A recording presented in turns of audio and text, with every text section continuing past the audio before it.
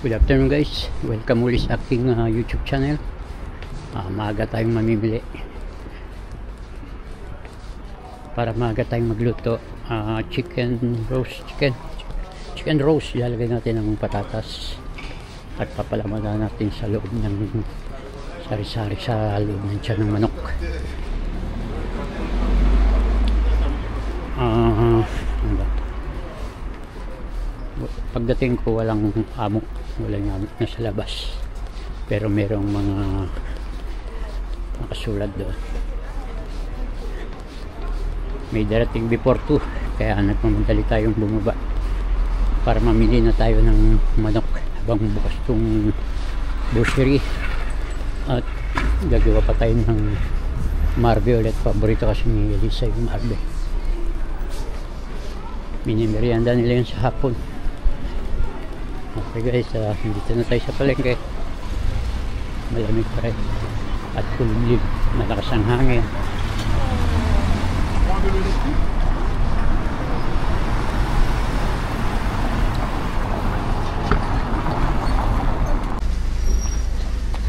Pumasok pa rito. Deliver naman mga prutas.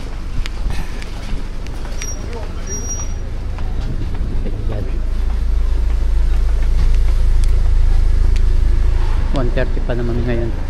May darating na tao kasi may kukunin sa bahay.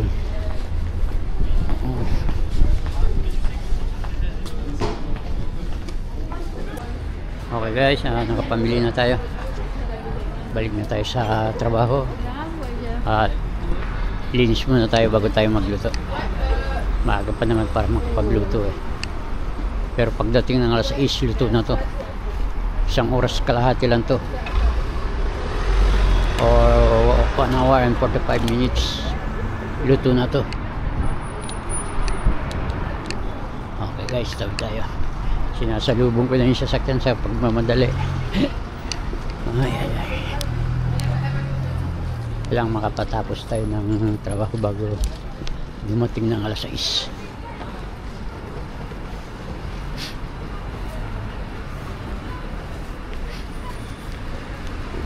Bilihan ng mga cookies. Ay naman kainin ni Paul. Mas masarap pa yung cookies ko raw. Hindi niya talaga kinakain. Bumibili si madam, nanay nila. Hindi kinakain. Mas gusto pa yung ginagawa sa bahay. Ginagawa ko sa bahay. Sarap daw. Pati yung mga crepe hindi sila kumakain sa labas. Maliban na lang sa mga restaurant yan, pero dyan sa mga ganyan hindi sila kumakain.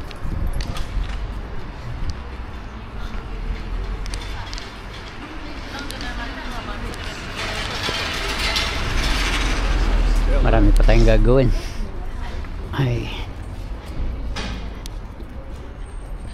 Marami tupiin, marami hugasan. Pagkakit ko kasi may minuto siya nakalista. Bumaba ako sa kap, kinuha ko yung lagayan ng mga basurahan at ilalagay doon sa bahay ng nanay niya, apartment. May paupahan siya isang malaking bahay na iniwan sa kanya ng nanay niya, pinagmana sa kanya. Nag-iisa nga na kasi siya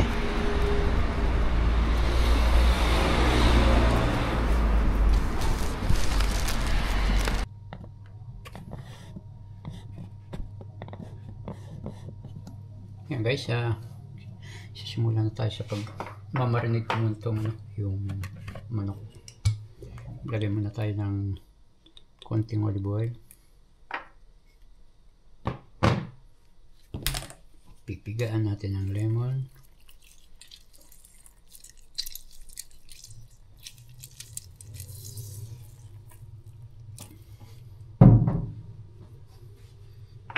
Maglalagay lang tayo ng thyme, konting thyme, konting-konti lang. Yan. Smoked paprika.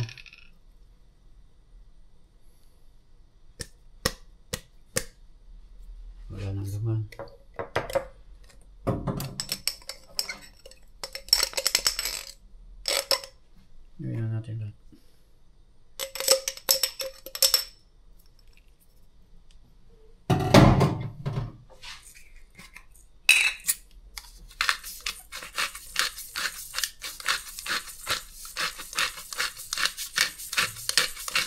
paminta. At lalagyan natin ng asin.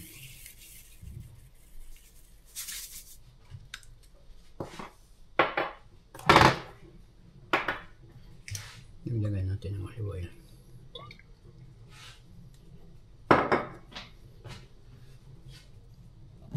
I-mix natin yan. Nakamix na siya.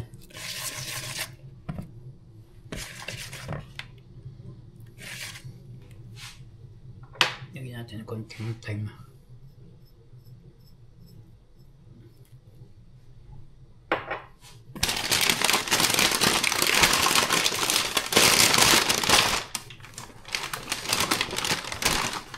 Sayurin natin yung mga. Asahin natin yan.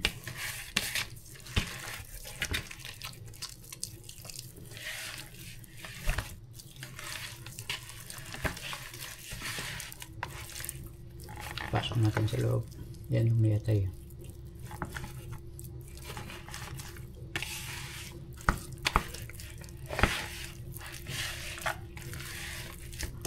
Okay.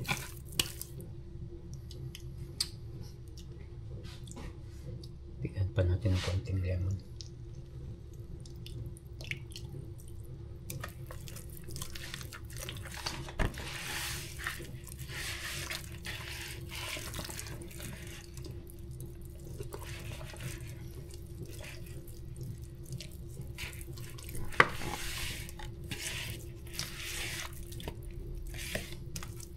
Okay.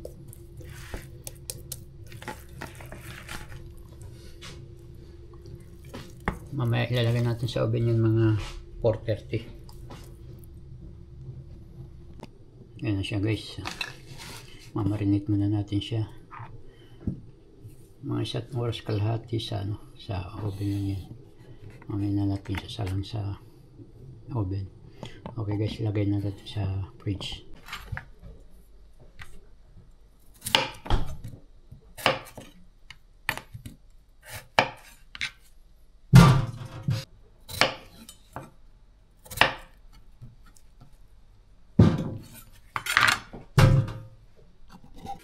Yan guys, yung manok na marinate natin kanina.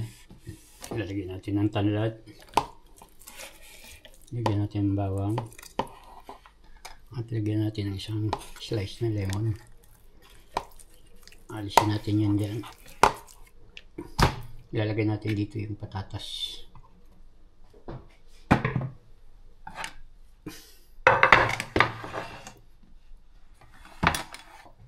Tatali natin siya para hindi lumabas. Kaso pinuto lahat pati taba. Lalabas to dahil walang pansara.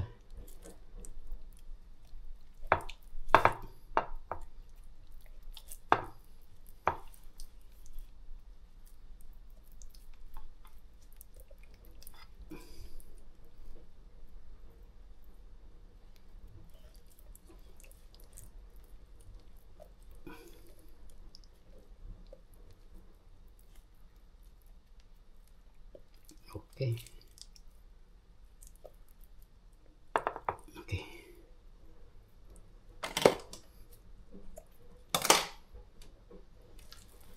Pinainit ko na yung ating oven. Ita-side pa na natin ito. Ilagay natin itong patatas.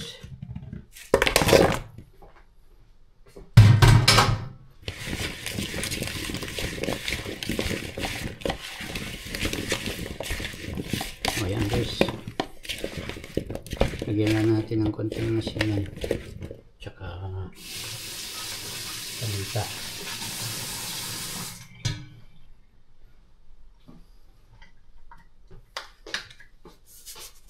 Asin,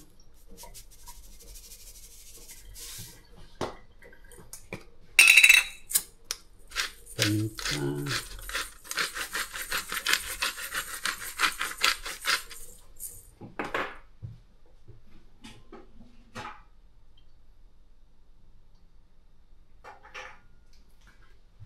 konting paprika, Uy.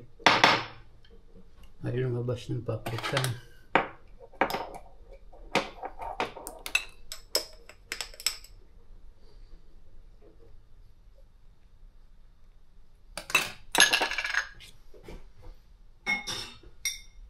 Konting olive oil.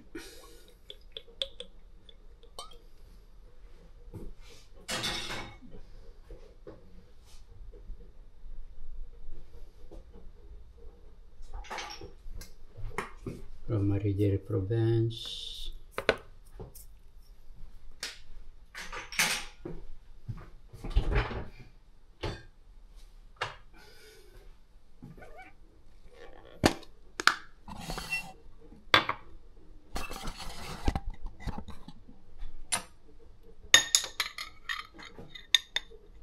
Isang kutsaritang mustard.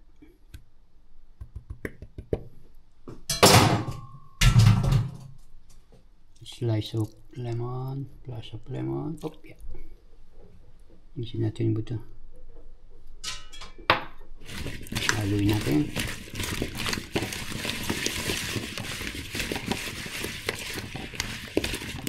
Ilagay natin dito.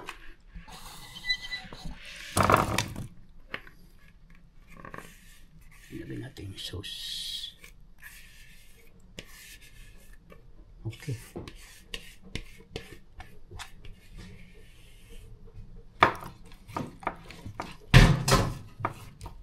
Mamaya ko na yung gagawin yung marble cake.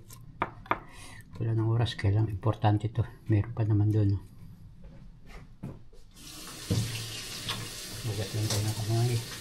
At maghugas tayo. At preparasyon para sunduin bata. Ito yung niluto ko kagabi. Linis na tayo. Pag may oras pa, gagawa tayo ng marble cake.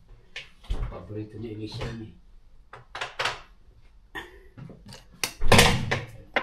Salang na natin.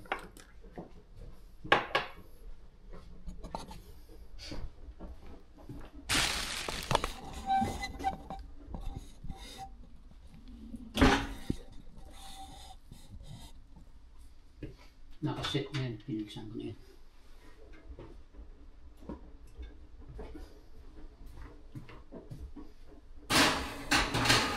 Isang oras na hati.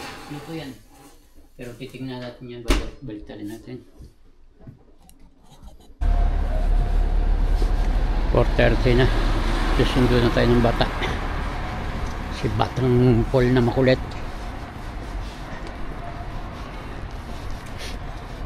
Wala yung nanay. Mamaya naman si Elisa. Mga 5:30 daw. O 5:25. Hindi gaano malamig ngayon compare doon mga nakarang araw. Talagang masakit sa kamay. Pag nakalabas yung kamay, masakit. Ayan na, yung ba naglabasan na. Ayan guys, luto na yung aking chicken. Habang ako ay naggagawa ng marble cake. Ayan. Iiwan ko muna siya. Inalis ko lang sa oven to baka masunog. Iwan ko siya. At susundo tayo ng bata. Let's go. Sundulan tayo ng bata. Hindi na dapat sinusunod si Elisa eh. Saya lang ako ng oras. Tapos na ako magawa ng marble cake. Maambon-ambon pa.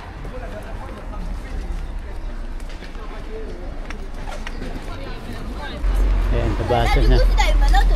Nabasa ng mga bata.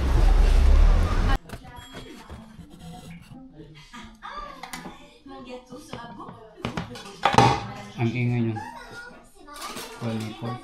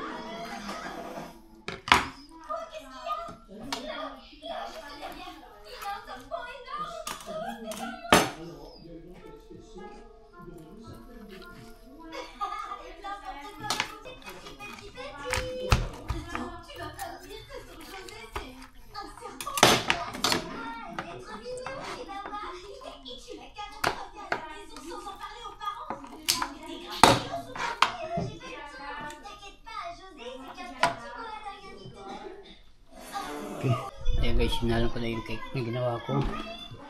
At yung manok na niluto ko kanina, ayan, hinati ko na rin. Iinitin pa nila yan sa oven. Yung lababo ko, maayos na, malinis na. Ito yung mga marumi, nilagay ko na dyan. At basura, bababa ko yung pagbaba. Okay na, kompleto na. At pwede na tayong bumaba. Hintayin ko lang ito matapos. 20 minutes pa to eh. Tagalan ako rito. Okay guys. Thanks Lord. At nakatapos na lang tayo ng buong maghapon sa pagtatrabaho. Dapat kanina pa ako ng alas 6. Hindi ko maiwan yung cake sa oven. Hindi ko naman mapag-iwanan yung madam dahil may bisita. At yung mga bata naman delikado. Oven yun, baka mapasok. Cargo ko pa yun, kasalanan ko pa. Kaya nagtiis na lang ako ng kalating oras para maging maayos lang yung trabaho natin. Okay guys, tayo pupunta ng metro station at bibili tayo ng ticket. Papasyal ulit tayo, sasakay ulit tayo ng bus. Mga alas 10 ulit tayo uuwi. 10 ng gabi. Up, nakapula siya.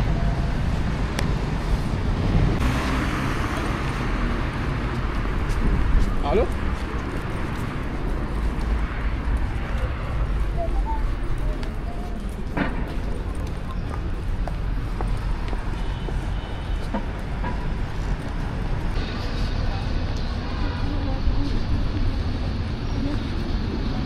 Bili lang tayo ng 2 ticket ulit. Papunta at pabalik.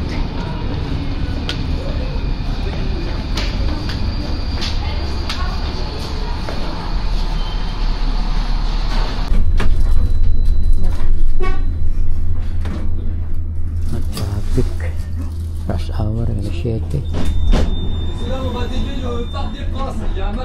Layo tayo daw. Traffic kasi eh. Kaya maglalakad tayo. Ayan lang, sabit lang naman ako lalakarin ko.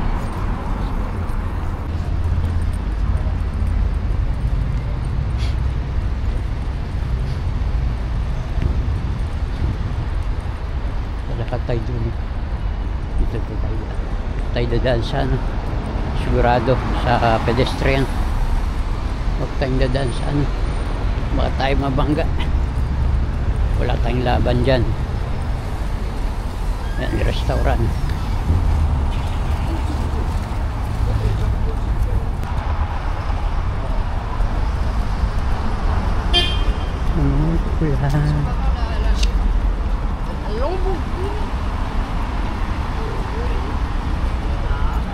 Ayun ang 1, 2, 3 oh. Tawid tayo. Kahit pula pa, wala naman dumataan. Tsaka malalayo. Huwag tayong tatawid pag yung nagharurot yung mga ano. Yan, tulad nyan. Walang dumadaan. At sakto na green. Ay, ay, ay. Pagod sa trabaho. Pagod sa biyahe. Pagod sa akyat. Sa taas.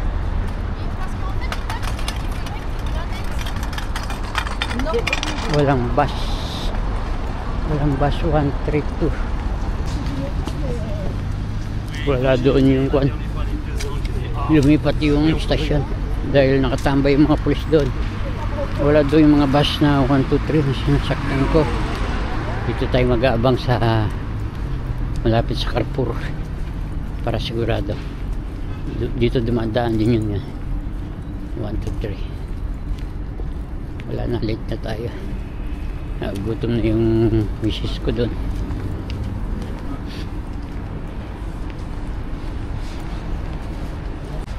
Di tayo sasakay. Yan ang mga nagayabang. Ilang minuto kaya?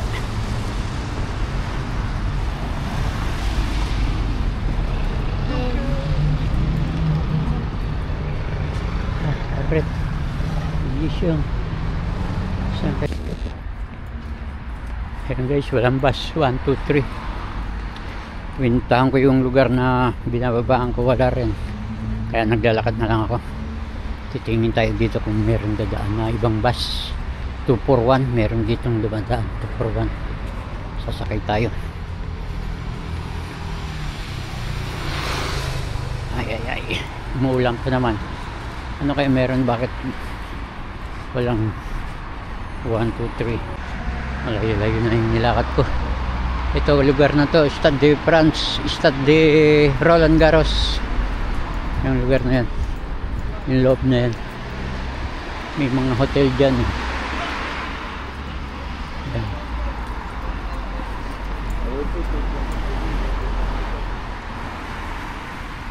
Ay. Wala talagang dumadaan. Tingnan natin to. 1, 2, 3 rig pa. Yung matanda nag-iintay din. Sinabi kong RD service, ayaw maniwala. Maghintay siya doon ng walang dadaan. Ewan ko bakit. RD service, deviation. Okay guys, tuloy-tuloy lang tayo. Yan guys, dito tayo ngayon sa yung iniikutan ng bus, yung pabilog na ganun. Ngayon, andito na tayo, papunta na tayo sa sa destination natin. Ayun, naglakad lang kasi ako, wala kasing bus. May laro kasi ngayon, football. May laro ang France. Kaya yung bus 1, 2, 3 dito dumadaan. Diyan kasi mayroong kwan dyan stadium. Kaya tuloy-tuloy lang. Ito diretso na to. 1, 2, 3. Ayan guys, sumakay ako. Isang station lang to. At baba na rin ako.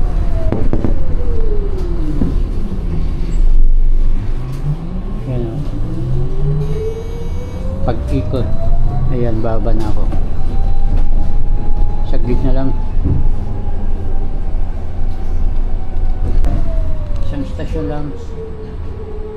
Isang stasyon na lang, nandito na ako.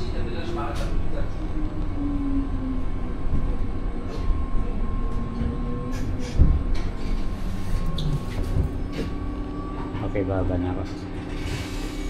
Si Buflala po. Okay, dito na ako. Okay guys, naglakad uli rin ako. Wala rin kasing masakyan. Pati 52 wala, sarado rin. Ganyan dito pag merong match, parang pag may larong football. Ayan, red. Dito tayo sa bus 32. Pero dito hindi na to.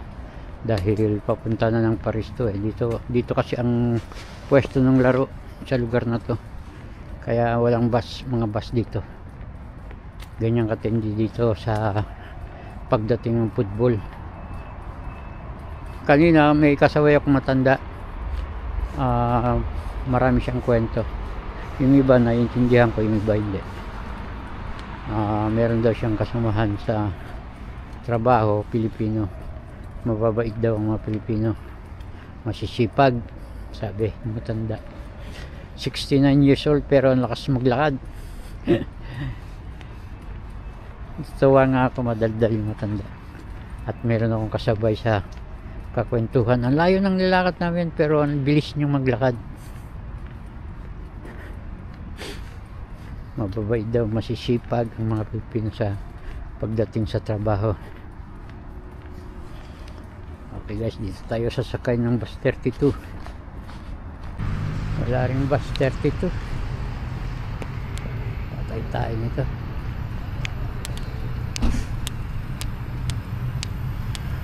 Walang bus 32.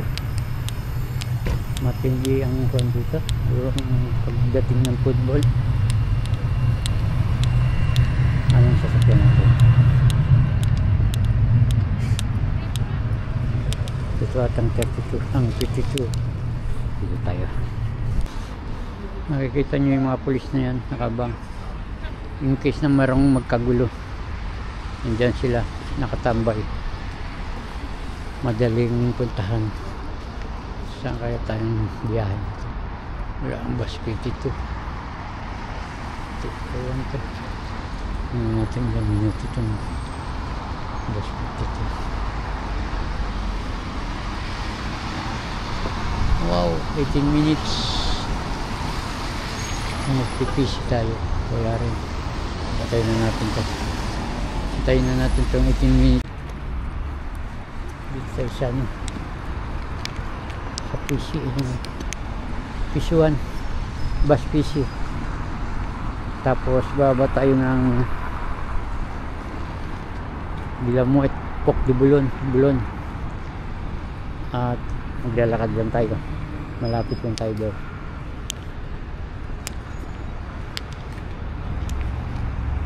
Okay.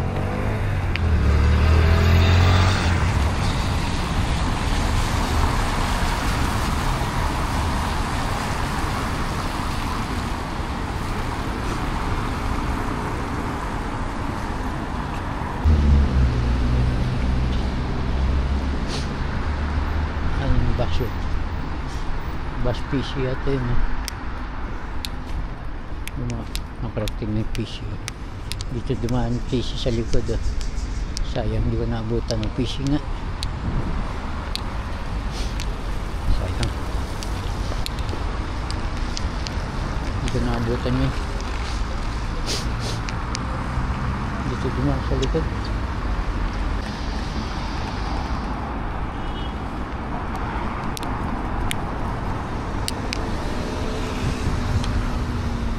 Wow, 42 minutes.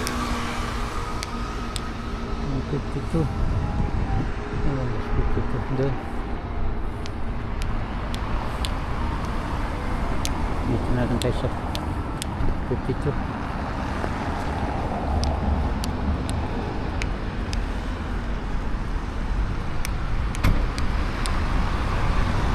Wala yung nilakad ko ah. Depuis de Lille. Parce qu'on est limité à cause du match. Non mais là c'est début de Lille, non? Quasiment. Hein. Dashing. Mais là, le match c'est fini. Ouais, il est fini quand même depuis au mois. Et tu reprends la sortie aux autres jours, tu fais pour ça et tu as fait Dito na tayo baba.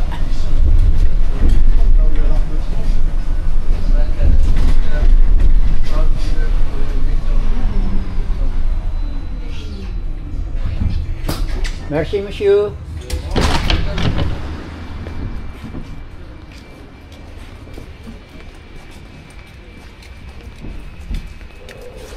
Nakauwi rin.